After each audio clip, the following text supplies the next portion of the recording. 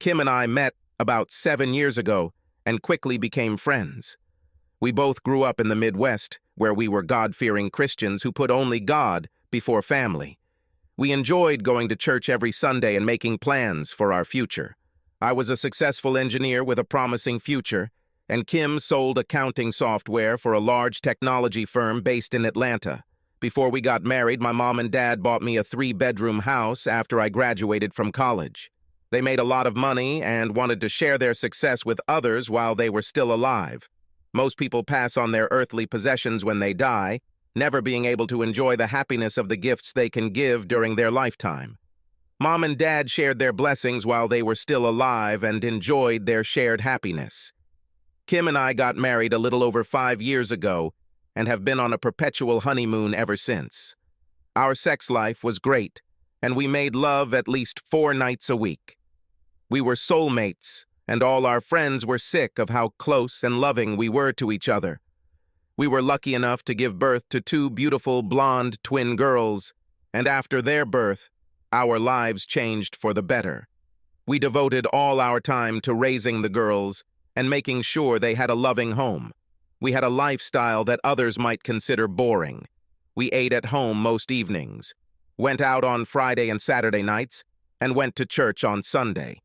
We were not interested in social life and fashion like other people our age. Kim wore conservative clothes at work and at home and indulged in anything sexual for my eyes only in our bedroom. Our relationship was based on trust and complete transparency. We never hid anything from each other, which served as a strong foundation for our marriage. Kim was one of those women who needed to show her affection, and I loved the way she lovingly touched me, kissed me, and hugged me. We enjoyed sharing our feelings with each other and enjoyed each other immensely. Raising twins can be stressful, but I enjoyed being with them as much as possible. The twins were a little stressful for Kim, but I was happy to take advantage of any weakness and help. We had a great partnership and always worked things out before either of us got upset. Life couldn't be better with Kim and my twin girls. A week before the annual exhibition, Kim was notified that they needed her to participate in the 3-day event. Due to others getting sick with the virus, they had to put Kim on the show. Of course, she tried to get out of it, but they were desperate and she had no choice. "Baby, I'm so sorry about this. I hate leaving you and the girls for 3 days. I called my boss twice and tried to get out of it, but he said he needed us all at this event. You know how much I hate leaving."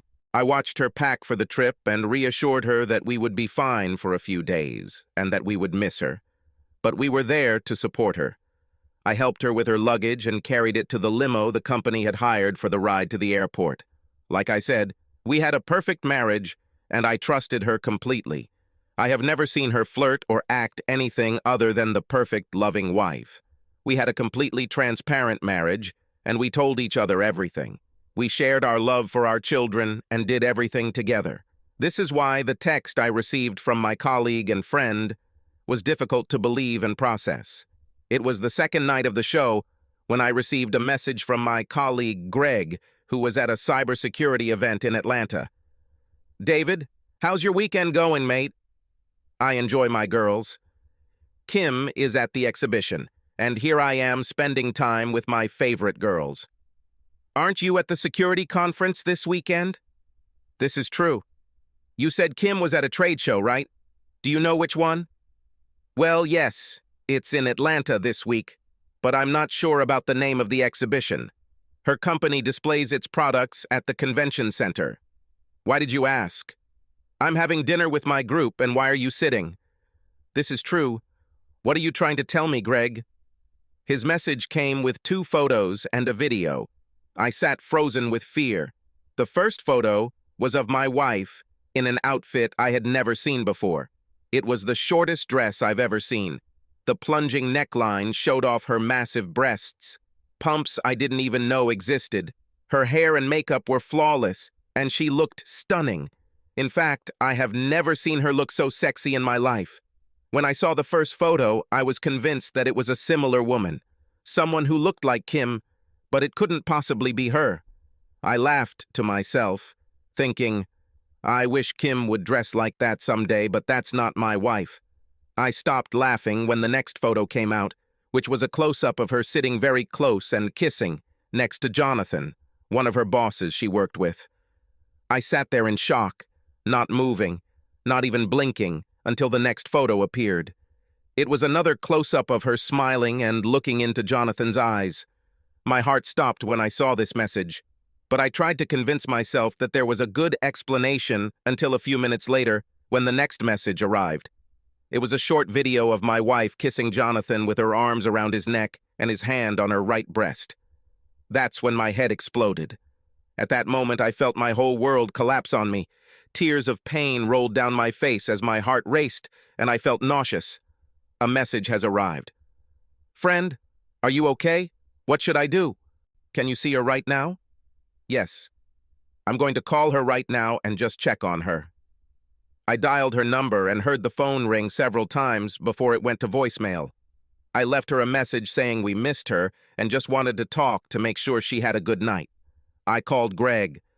I just called her. What did she do? David, I'm so sorry about this. She took her phone out of her purse, looked at the caller ID, and then put it back in her purse. Man, I can't believe it's her. I mean, I've never seen her act or dress like that. David, I never realized how hot your wife was. Sorry, that's not what I meant. It's okay, Greg. Thank you for sharing this with me and not hiding it from me. You are a good friend. I'll figure it out and you don't need to interfere. If possible, do not show your face to her. Let me know if anything else happens, but don't waste any more time following her. Then I'll figure it out myself, my friend. Are you going to be okay? No, I'm far from it, but I know what I have to do, and I'll take care of it. I'm still in shock, and it will take me a while to understand everything, but you know I will. Thanks again. My pleasure. I love you, buddy. I'm here for you. Take care of yourself, Greg. Thanks again. I poured myself something stronger and sat in the dark living room, trying to understand how my world had collapsed in less than 20 minutes. I never had any idea there was a problem in our relationship. How long has this been going on? Was I really that stupid and didn't recognize the signs? No. She never gave me any reason to think that way. In fact, over the past 6 months, she has become more loving than ever. Our sex life doubled in intensity, and our relationship became stronger. It didn't make any sense, and I couldn't understand any of it. Over the next hour, Greg sent more photos and videos. There was a short video of them dancing with his hand on her ass, another short video of them kissing on the dance floor, and another photo of them kissing deeply in private on a deserted dance floor. I realized that they must have been kissing so passionately that they didn't notice the music had stopped. I knew it was over between us, but I still had so much to learn and understand. Being an engineer and a problem solver, I went into analytical mode and spent the next few days trying to come up with a plan. Surprisingly, Kim called me at 10 p.m. after their last photo arrived. I took a deep breath and tried to regain my composure. I wasn't going to give anything away or let her know that I had any idea what she was doing. Hello, dear. Sorry I missed your previous call. I was in a dinner meeting and couldn't speak.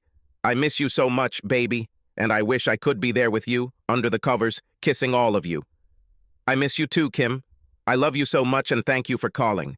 The girls are so cute, and I will send you some photos. They miss their mom and want you to come home. I tried to leave tomorrow, but my boss told me that I should stay here. I hate being away from you, darling. We'll celebrate when you get home. Are you done for today? Yes, I'm getting ready for bed and another long day of work. I love you, baby, and I will call you tomorrow. Good night, Kim. I love you more than you can imagine. And I hung up the phone as my tears started flowing again. What I said was true. I loved her more than life itself and wanted this to be a bad dream. It was already past midnight when I was lying in bed and could not sleep. I wondered if she was really in her hotel room and what she was doing. My question was answered when I received another message from Greg. It was a photo of my wife Kim and Jonathan on a sofa in what looked like a hotel lobby. It was a photo of them kissing. His hand was tucked under her short skirt and her arms were wrapped around his neck. They looked like two newlyweds sharing their love in public, so to speak. And one last thing, buddy. I'm done for today, but it looks like she'll be busy. Let me know if you want me to stop. I can break it off quite easily right now. It's hard to see, but thank you for these photos. No, let her go. It's all her fault, and you don't need to get involved. Let it go. Thanks again. I cried until I fell asleep, knowing that the love of my life had betrayed me, our marriage vows, and our girls. Sleep finally took away the pain and tears until I woke up the next morning. There were several loving messages from Kim with hearts, kisses, and emojis. She confessed her love and said how much she missed me and the girls. She told me to get ready for a wild night of sex when she returned. She acted so sweet and loving as if nothing had happened. I started to wonder if maybe she had a dissociative disorder and didn't know what she was doing. Maybe she was drugged with something? I searched for answers but realized I had to face the facts and plan ahead. She was due home in a few days and I needed to deal with all of this. We talked several times a day and everything was fine. She kept telling me how much she missed all of us and wanted to go home. I wasn't sure what angered me more. Was it because she cheated and was with another man, or was it because she cheated and lied? She took me for a fool, and it hurt as much as seeing her kiss Jonathan. After Greg's messages and the revelation that my wife had made me her cuckold, I took action. Since I was the tech guru in the family, I added some software to her phone that allowed me to find the phone if it ever got lost. Of course, I bought the latest software on the market and installed it, and even explained to Kim how to use it.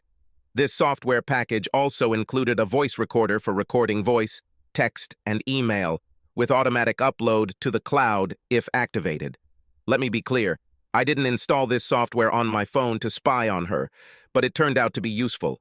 Before last night, I would never have thought to look into any of her personal belongings, but after last night, my trust will never be the same. I had to protect the girls and save our marriage if possible. Fortunately, the girls kept me busy and distracted me from thoughts about my crumbling marriage. Making breakfast, cleaning up after them, and playing with dolls with them was something I loved and cherished. I'm not sure if you've ever had to take care of 3-year-old twins, but let me tell you, it's quite a workout. It was 2 p.m., and I finally got the girls to take their afternoon nap. I showered and cleaned up the house before sitting down at the table to catch up. Kim sent me 6 more loving messages and said she would call me at 5 p.m. after they were done for the day. After reading them, I accessed the cloud from my laptop, logged into her account, and looked at everything that had been downloaded since I activated the recording spyware. I sat in shock as I read the messages being sent to Jonathan. Here are a few of them. You were amazing last night, baby.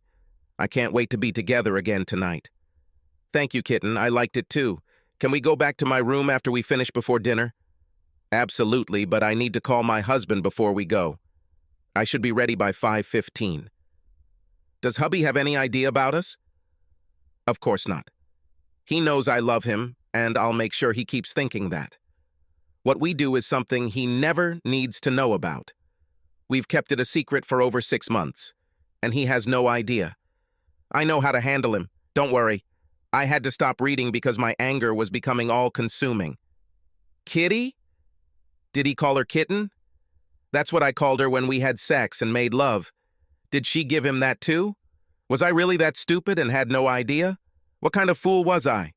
I dropped my laptop on a chair, jumped up, and screamed. I grabbed the lamp from the table and threw it forcefully into the wall, breaking it into 1,000 pieces. The anger I had learned to control now took over. I was about to break another lamp when I heard the girls crying. The crying brought me back to consciousness, and I immediately regained control of myself.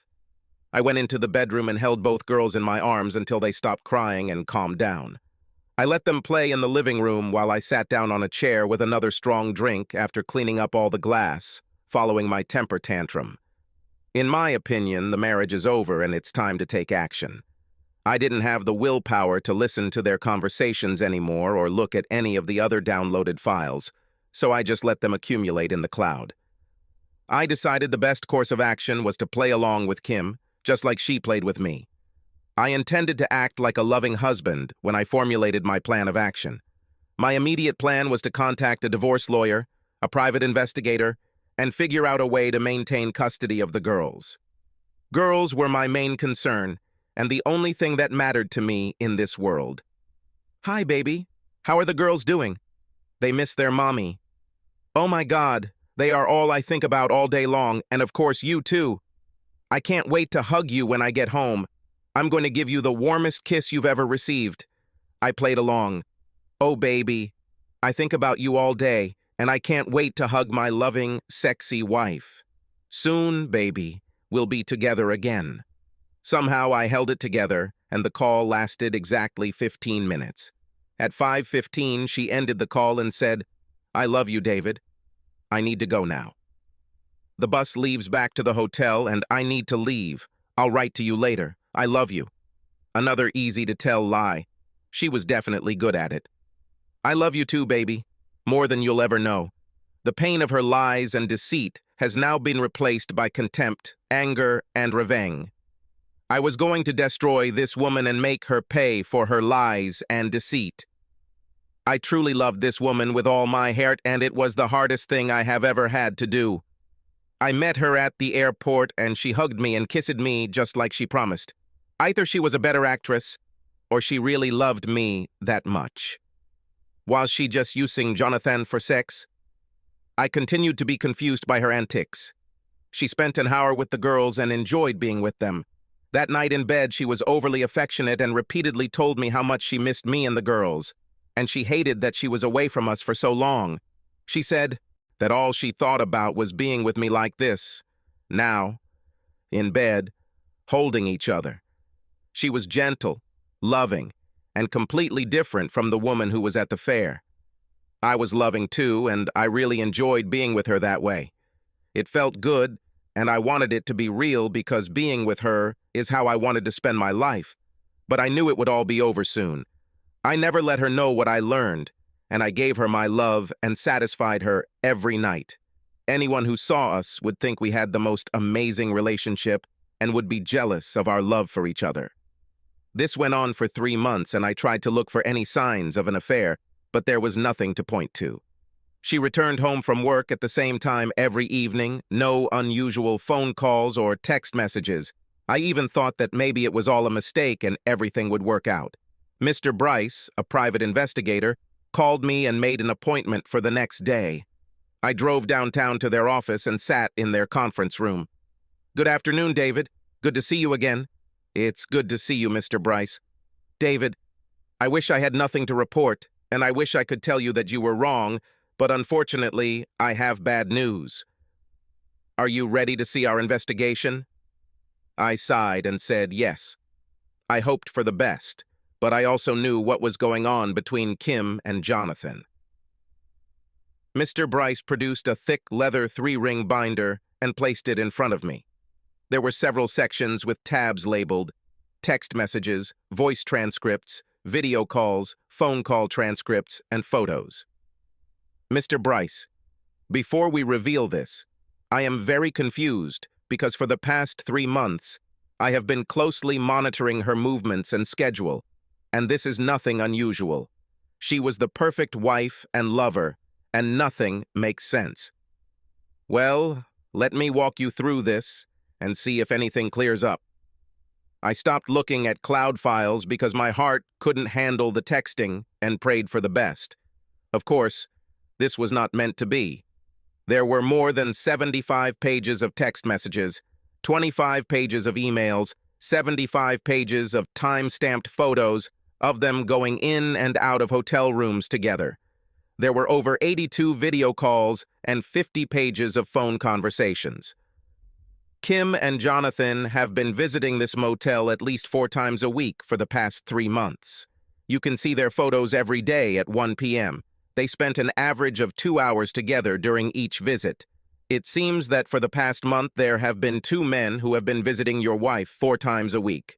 Do you recognize this man? Oh my God, is this Jason Sinclair? Is he the CEO of her company? Are you saying she's cheating on me with 2 guys and one of them is the CEO? Sorry to have to tell you this, but based on text messages, phone calls, and videos, he is clearly having a sexual relationship with your wife.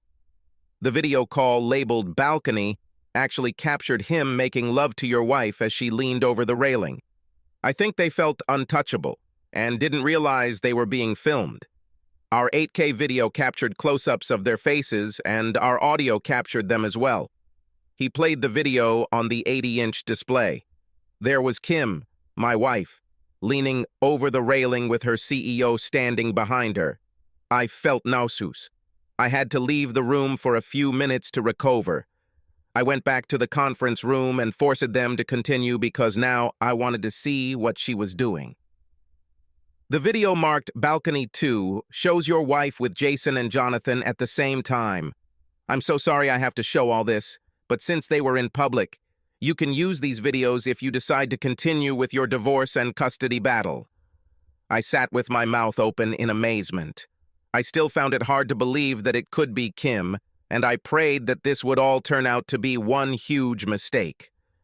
David, we've looked into Jonathan Wilkes and Jason Sinclair. We found the following. Jonathan has been married for 10 years and has 4 young children. Mr. Sinclair has also been married for 25 years and has 3 grown children. The text messages reveal that Jonathan brought Jason into their games after your wife said she wanted to try a threesome. It's getting pretty dark here, so I'll let you read when you're ready. Take the folder and this USB drive with all the files and videos. I'm sure your lawyer will need both. When I met with my lawyer, she was amazed at the amount of data we were able to gather and could not believe that there were no signs of her adultery at home. She continues to act like a loving wife and mother as if everything is completely normal. The lawyer said that we have several actions that we can take based on the files I provided. She needed time to work through all of our options and scheduled an appointment for the following week. I told her to start filing the divorce papers as soon as possible. I left the office with a big hole in my stomach. I knew it was over before I had these meetings, but watching these videos ended any hopes of reconciliation.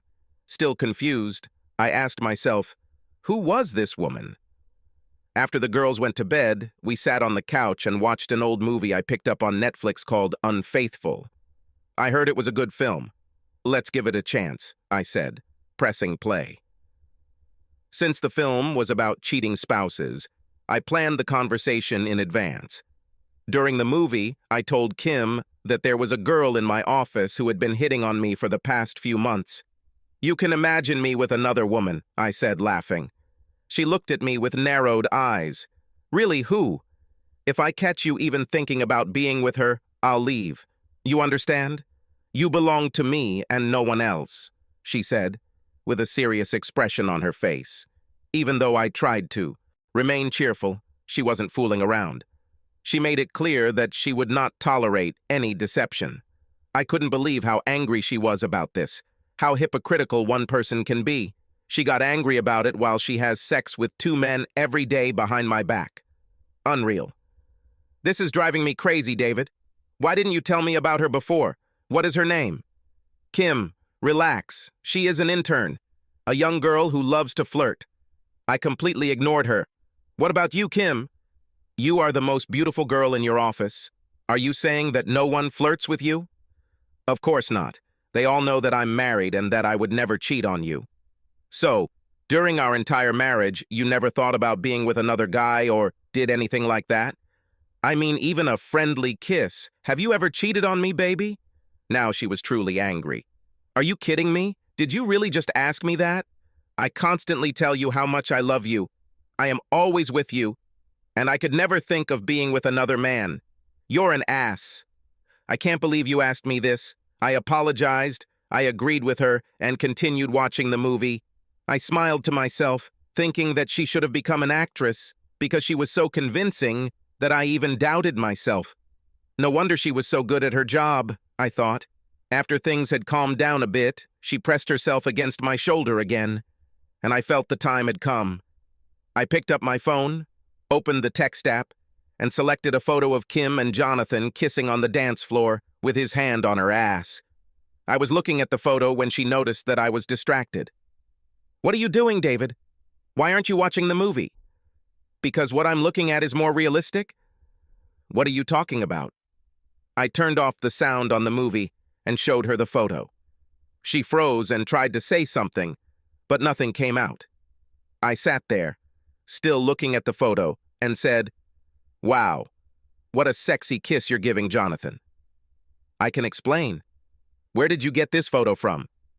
"When you were having dinner with your boyfriend, Greg Stanton was in the same restaurant and saw you with that guy. He texted me to find out if it's really you or if you're a perfect match. Well, it was you, and he sent it to me. Moreover, I must say that you look so sexy in this dress. I have never seen you in such a short or revealing dress. I think you wanted to impress your boyfriend.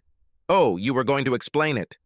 "I can't wait to hear this," I said, putting the phone back on my lap. "Baby, we only had one dance and he was drunk. When the song ended, he grabbed me and kissed me. What you don't see is that right after that I slapped him and made quite a scene. I would never let this happen. I actually bought this dress for a business dinner, but I didn't realize how revealing it was until now. I am so sorry." "Oh, I understand. This can happen. And that was the only time this happened?" I could tell she wasn't as confident as usual and said, "Yes, baby, and he'll never do it again." The movie continued, and I sat back and sat quietly, knowing that Kim was worried. After a few minutes, I took my phone and opened a video of them sitting on the couch with my hand up her skirt and started watching. She looked at me with a frightened look. "What are you looking at now?" "Remember that night when you called me and said you had a long day and you went back to your room and were getting ready to sleep?" "Yes," she whispered. "It's funny because I got another text from Greg 2 hours after you called, and this time it was a video. Do you want to take a look?" I said as I pressed play and clearly showed her and Jonathan kissing as his hands explored her hidden treasures that were supposed to be mine alone. "I can't wait to hear a new explanation," I said, smiling. Now my anger was gone, and all I felt was contempt and amusement at her reaction. "Oh my God, David, I am so sorry." After we got off the phone, Jonathan called and said we needed to discuss the problem with one of the clients we were meeting with in the morning. He asked me to go down to the lobby to prepare for the meeting. I barely remember this video because I had a few drinks and got a little drunk. You know how I am when I'm drunk. I know the video looks bad, but nothing happened after that. I remember exactly how I went up to my room. I told him to stop, was happily married, and left. Nothing happened. You have to trust me. "That's part of the problem, kitten," I said, emphasizing the name kitten. I saw her blink when I said that and continued. "The problem is that I always believed you, but in the last 20 minutes, you lied to me twice. Can you see it from my side? I'm alone, and the love of my life is kissing her boss in 2 photos while wearing the sluttiest outfit she's ever worn. How do you think I feel, baby?" "David, I love you. This was 3 months ago. Why didn't you say anything earlier?" "Honestly, I wanted to see if you would tell me yourself. I wanted to make sure my wife was as honest and transparent as we have always been with each other. But now I understand how things are between us. Are you lying about anything else? Are you having an affair with him? You love him?" Now I was playing with her and enjoying her confusion and acting. She started sobbing and kept telling me how much she loved me. "Kim, please stop telling me that you love me so much. I'm sure you love me and I still love you, but that has nothing to do with these photos. I need to understand why. And is there anything else you're lying about?" I said, pressing the recorder button on the phone without her knowledge. "David, listen to me. Nothing happened. Yes, I think I kissed him like you saw, but that was it. And every time I told him to stop. I'm not sure what Greg saw or told you, but you have to believe me. Okay? Stop crying, baby. I believe you. However, I am confused by the way you were dressed. I mean, you never wear anything like that for me, and you never do your hair and makeup like that either. Did you do this for him? You haven't answered my question. Do you love him? Do you want to leave me for him, Kim? Please, I need to know the truth." The sobs resumed. "No, David, I love only you. I never want to lose you. Nothing happened, and I don't know why I dressed like that. This is so unlike me. Maybe it was because all the other women dressed similarly, and I wanted to look just as good. I don't know for sure. I was a little unsure of myself. I think I can understand that, and it makes sense. But why didn't you tell me about Jonathan and your closeness?" Since nothing actually happened and I put an end to it, I didn't want to upset you. I mean, he's my boss, and I couldn't afford to lose my job if anything happened. If something really happened, I would tell you right away, you know? I kissed her and held her gently, letting her cry. This was just the beginning of a month-long episode of playing out my revenge. That night we made love, and I enjoyed her amazing skills, aloof as her husband, and thinking of myself as one of her sexual partners. I wasn't going to deprive myself of her body and warn her about something unusual.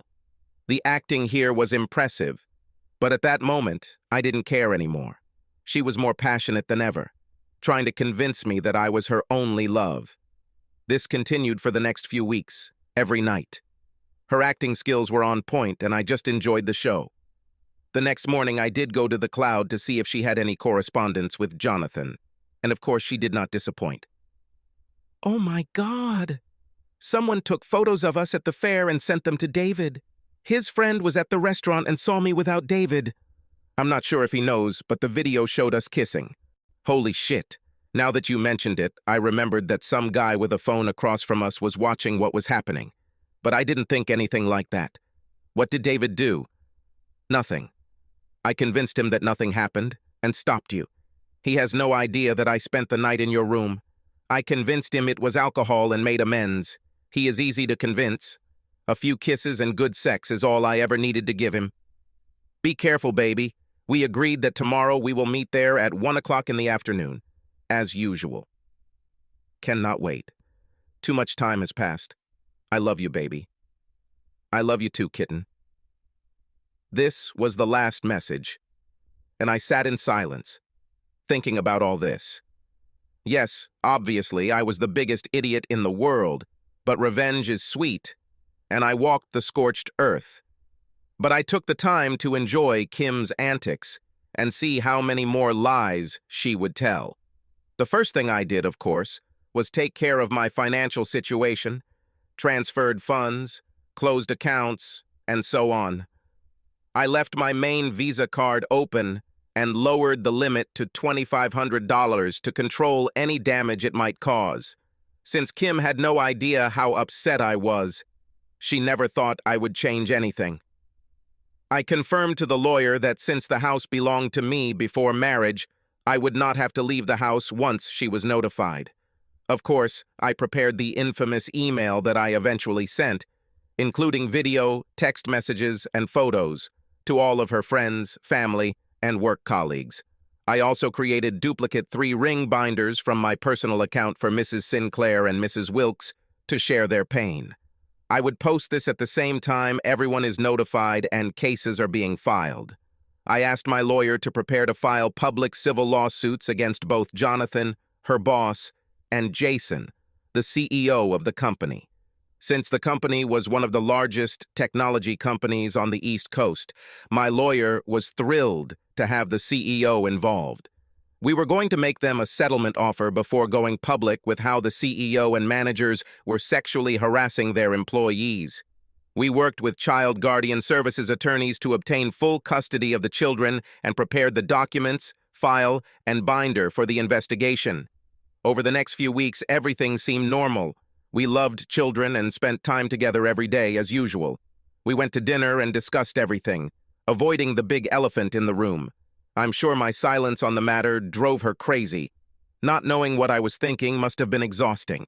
I decided to have some more fun with Kim and asked a few questions. So, Kim, did your boss take any steps against you after the fair? Do you want to tell me something? From her conversations with Jonathan, I knew that they still met every day at the hotel. I wasn't sure how she could control herself and lie so easily. It was funny to watch her reaction, and now I can even tell when she was going to lie. She calmly answered, "No, nothing at all. It's weird because we both act like nothing happened. And it's true, nothing actually happened. He was a total professional, and we rarely even talk because we are so busy with our projects." I just sat there with a cheeky smile, still amazed that the mother of my children and the love of my life could lie to me so easily. That night, I released the last of the anger that was still bubbling inside my body. I challenged her and took full advantage of her that night. Oh my God, David, what came over you? You are a wild man today. I have never seen you so rude and unbridled. I liked it. What a nightmare, I thought. I knew this would be the last time before all this shit came out tomorrow, and I was going to take as much as I could from my soon-to-be ex-wife. That afternoon, the sheriff walked into the offices of Tricom International and demanded to see Mr. Sinclair. A few moments later, Sheriff Clark entered Sinclair's office and handed him an envelope. "Mr. Sinclair, you have been notified." A second later, he was alone in his large office, holding an envelope in his hands, and fear took over his entire body. After he read the complaint for the third time, he immediately told his secretary to invite Jason to his office. While his secretary was calling, Jason had just been served his complaint from the same sheriff. He hurried into Sinclair's office, and they both stood there, shocked and confused. "What the hell? How did this happen, Jason? If my wife finds out about this, I will be ruined. It is your fault. You told me this bitch would never leave us. You fix this, Jason, or I swear I will destroy you and your family. You understand?" Sinclair was a man not to be messed with. A ruthless street man who had worked his way to the top of this multi-billion-dollar organization and had no intention of giving up. Jonathan ran out of his office and waited for the elevator to go down to the 12th floor and talk to Kim. As he walked down the hallway toward Kim's office, he saw the sheriff coming in the opposite direction and realized that he was coming from Kim's direction. He ran into her office and saw her sitting at her desk, with tears streaming down her face. She cried uncontrollably and could not speak. David had just destroyed her world, just like she had destroyed his months ago. It took her over an hour to calm down enough to be able to speak, and even then, she could barely string a sentence together. Kim, what the hell happened? How did he know about all of us?" "What do you mean? I was just served with divorce papers. What do you mean by us?" "Sinclair and I have also been prosecuted and are facing a civil lawsuit for what happened. We don't know what evidence he has, but there must have been more to it than the 2 images you saw. You need to force David to back down, otherwise Sinclair will destroy us and my family. Oh my God, this is bad. It's horrible. Go to him and make him understand. Do whatever you need to do to stop this. Go home and deal with this. Call me tonight if you can and let me know what's going on." Kim packed her things, still shaking, and drove home. The man she loved, her husband, and the father of her children, was going to divorce her. She didn't want a divorce and really loved David, but somehow she found that sexual stimulation was what she needed and couldn't stop. She had to make David understand that she couldn't lose him over this. She returned to an empty house. The girls were at David's sister's house, as they were every afternoon, while they both worked. She called David's sister and asked if she could leave the children overnight. She didn't ask why, but of course Katie was happy to have the girls over for the night. Kim took a shower, fixed her hair and makeup, and waited for David to return from work. At 6 o'clock, she heard the garage door open and nervously waited for him to enter the house. "Hi, Kim. I didn't expect to see you tonight. I assumed you'd be with Jonathan. Oh, wait, he's married and has kids. I think this might be awkward. David, please, let's talk." She took his hand and sat him down next to her on the sofa. She looked surprisingly put together and much nicer than usual when she met him. He expected this and continued to play the game. "David, as you already know, I was notified today. But do you understand that I don't want a divorce? I need you, and I love you. I won't sign these papers. Jonathan means nothing to me. Yes, we had sex, but it was not love. I just needed it, and I'm so sorry. I'll never do this again, I promise." "Oh, do you promise? I think I can trust you now. So yeah, I'll just forget everything and we can go back to normal," I said, with a loving smile. Kim grabbed me and kissed me. "Thank you, baby. I love you so much. I'm glad that you forgive me and understand. I will never lie to you again." This was a surprise. I was sure that she understood that I was being sarcastic. I pulled back and pushed her away. "You're crazy, woman. I can never trust you again. After all your lies and deceit, There is nothing left. I gave you so many chances, but you continued to lie, fool me, and ruin our lives. I know all about your daily hotel lunch meetings with your bosses. Did you really think that I would take you back after what you did? Have you ever thought about the harm you are doing to girls? There's no way I can close my eyes to this. But you have to. And why are you going after Sinclair and Jonathan? Well, your fuck buddies are also your CEOs and CEOs of a multi-billion-dollar company. After I leave your ass, I'm going to need money to properly support the girls, and considering they're partly responsible for destroying our marriage and my life, I'm going to destroy them too. I intend to destroy their family, harm them financially, and use them the way they used you. Kim had never heard David talk like that, and she had never seen him so angry and focused. The gravity of the situation finally dawned on her, and she realized that she was no longer in control of the situation or her husband. All she could do now was beg. So, with tears in her eyes, on her knees, she held David's legs and begged for forgiveness. David really felt sorry for her, but his rage overcome this weakness, and he carried her to the sofa. In a soothing voice, David addressed Kim as if she were a child. Listen to me, Kim. You need to pack your bag and go to your mom's house for a few nights. Find a lawyer, and then we can set up a meeting to discuss everything. In the meantime, a word to the wise, I advise you to stay away from Jason and Jonathan. Things are about to get ugly. Later that evening, at her mom's house, she explained that she and David had gotten into a little fight and needed to be with her for a few days. At 11 p.m. that same day, she called Jonathan on his cell phone. Jonathan asked her to wait and quickly connected Jason with a three-way call. Jason, are you here? Kim, are you there? Yes, we are here. Sinclair began the conversation. So, Kim, did you manage to persuade him to give up the lawsuits and the divorce? No, in fact, he kicked me out and warned me to be careful because it could lead to trouble. Sinclair shouted into the phone. Jesus Christ, Jonathan, what have you done? Kim, you're a fucking bitch. I swear I will have you and Jonathan killed if my family finds out about this. I don't care what you do, but make it stop. Kim cried, I can't do anything. He is out of control and won't listen to anything I say. He doesn't even answer my calls or texts. Sinclair spoke up. Jonathan, you need to fix this. Make an appointment with David and have him meet us at a bar somewhere. Anything loud and the noisier the better. Kim, you will be there too, and ask him to drop the lawsuit in front of us. If he says no, then Jonathan and I will explain how harmful it will be for him and his family if he doesn't back down. I have people tasked with fixing things like this, and I won't hesitate to use them to keep this show from turning into complete crap. Jonathan, do you understand what you need to do? Yes, Mr. Sinclair. Kim, you know what you have to do, right? Yes, Mr. Sinclair. Do it and make it happen tomorrow afternoon. We don't have time to waste. Make an appointment tomorrow. Sinclair disappeared. Kim and Jonathan hung up after a few minutes, mulling over the situation. That night, when David heard the call, he was not surprised by their desperation and made his own plan. As expected, Jonathan called David the next morning and asked for a meeting to discuss a settlement. He said to meet him in the courtyard at 6 p.m. that same day.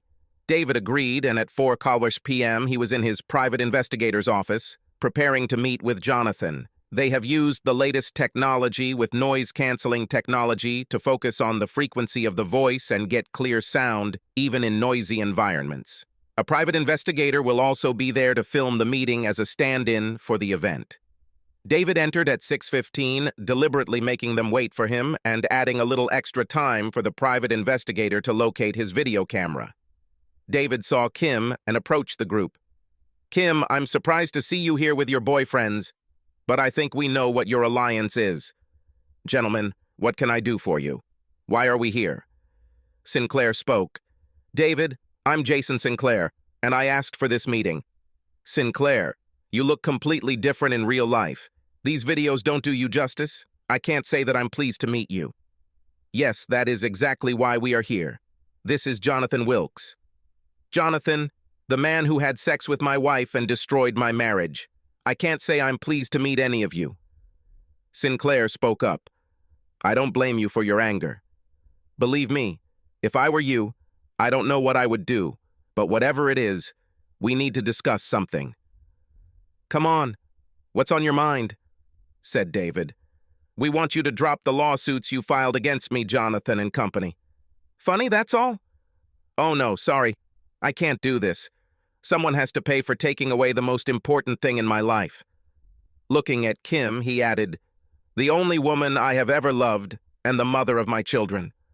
I can't imagine life without her. Kim began to cry when she realized how she had destroyed the most important things in her life. What will it take for you to stop all this and bring Kim back? Name your price. First of all, there is no amount of money in the world that you could offer me to take her back. She betrayed my love, my trust, and the lives of our children for a party with you two idiots. This will never happen. I will drop the civil and corporate cases under two conditions. Number one, I want $5 million compensation. Number two, I want to meet both of your wives and Kim. You fully admit what you did. If you agree to these two conditions, I will stop business. Fuck you, David. I will give you $100,000, and you will have to sign an agreement that you will never discuss this with anyone. Sinclair leaned over and spoke quietly. I can't put my family through this, and if they find out, David, I'll kill you. Kim told us your entire daily routine, and making you disappear would be a piece of cake. So let's try again. He was shocked when David smiled and took a sip of his drink. Well, I can reduce the amount to $4 million, but your families need to know what you did. Sinclair was dumbfounded. David, you're writing your own death sentence. Think about it carefully. Drop the charges and take Kim back. It was just a fling. We can end this. David took out his phone and sent 2 text messages, opened his email and sent the email he had set up. All videos and images, text messages, have now been sent to all of Kim's friends, her family, and work colleagues. The 2 text messages David sent were to the couriers who were sitting in front of Jason and Jonathan's house, awaiting his instructions. The message said, "Deliver the package," and within minutes, Mrs. Sinclair and Mrs. Wilkes now had duplicate 3-ring folders containing all the photos, videos, messages, phone calls, and evidence of their affair. Sinclair began to get angry and shouted due to David's inattention, "What the fuck, David? I'm talking to you." "What are you going to say? Will you drop the charges?" "My answer to you, Jason, Jonathan, and my wife is, go to hell." Just then, Jason and Jonathan's phones rang. Both their wives were talking on the phone. I saw Sinclair's face turn red, and he looked at me with angry eyes. I saw that Jonathan was in shock and actually saw tears welling up in his eyes. Kim looked at me and asked what was going on. I replied, "Check your email in a few minutes and I think you will understand." Sinclair hung up the phone with his wife, pointed his finger at my chest, and shouted, "You're dead, David. I'm going to cut your throat and watch you die like a dog." He turned and left the bar. Jonathan looked at me and simply said, "Why? Why did you do this to me?" I was amazed that he asked something so stupid. "Really? You used my wife, the love of my life, and the mother of my twin girls every day for the last 6 months, and set her up with Sinclair for a threesome, and you're surprised someone would strike back. Everything I sent to your sweet wife was for her benefit, so that she would know what a degenerate predator you are, and how you have ruined so many lives." Kim's phone started ringing when her sister, brother, aunt called her just a few minutes later. Now they all watched the videos and photos, and they had a lot of questions. She said she didn't know what they were talking about, and then opened her email to see what I had sent. Her jaw dropped, and she looked at me angrily. "How could you do this to me? You've made it too easy, baby. I really love you, but it's over between us. And after I give this audio recording of this meeting to the police and social services, my lawyer is almost convinced that I will get full custody of the girls, and you will be lucky to avoid jail. Sorry, kitty. Yes, kitten, that's my pet name for you that you shared with your bed buddy. I know it all, princess, and now you must pay for all your actions." To avoid becoming public knowledge, Tricom settled the lawsuit by paying David Hunter $2 million. Jason Sinclair was suspended as CEO and fired without severance for violating the morals clause in his contract. He lost more than $10 million in stock options and a $5 million severance agreement. Sinclair is also serving a 5-year sentence for conspiracy to commit murder, along with several other charges, after they investigated his business dealings. Sinclair's wife divorced him while he was in prison and crucified him financially. He will leave prison penniless, without a family and without a place to live. This news made David feel a little better, and he even smiled for the first time in months. Mrs. Wilkes also divorced Jonathan, leaving him no money, no home, no child support, and no half of his income in alimony. He was fined $1 million in a civil trial for conspiracy, adultery, and loss of affection in David and Kim's marriage. He had lost his job and was now working as a day laborer. David was still enjoying his revenge when he received news of Jonathan's fate. He was forced to file for bankruptcy and began living under an overpass near where the day workers gathered. This also gave David some pleasure, and he again found himself smiling more often. Kim was sentenced to 5 years in prison, but with David's help, the sentence was reduced to 1 year of house arrest and 4 years of probation for conspiracy. She lost her fight for the children, and David now has full custody. Because of the evidence and the crime, she was not successful in her divorce. The house belonged to David, so she had nowhere to live. Before she was fired, she made the same amount as David, so there was no child support. Kim fell into a deep depression and now lives in her mother's basement. The family turned on Kim for what she did, which caused her to lose visitation rights with her children. The email I sent with the video and photos attached revealed a dark side of Kim that no one recognized. This had the desired effect and completely destroyed the Kim family's support network. No one can seem to forgive Kim, including Kim herself. She is on medication due to 3 suicide attempts. She's been in and out of mental hospitals for the past 6 months and can't forgive herself for all the lives she helped destroy. David now spends all his time with the girls. Not having to work after the divorce allows him to devote his life to his children. The children have not seen their mother since the suicide attempt, but they have a strong support group in David's sister and mother. The girls will be fine, and this traumatic episode will not have any lasting effects on them. Revenge was sweet, but revenge would never fully heal David's wounds. He still loved Kim and forgave her, but he would never forget her. The girls kept him busy, which prevented him from feeling lonely. Because of betrayal, lies, and deceit, it will be years before David can love and trust again. It's amazing how little things can have a far-reaching impact on so many people. Be careful. Subscribe to our channel so that your second chaff doesn't cheat on you, and go ahead and listen to the next story, because this story is nothing compared to the next one. If you're under 18, don't even think about listening to the next one.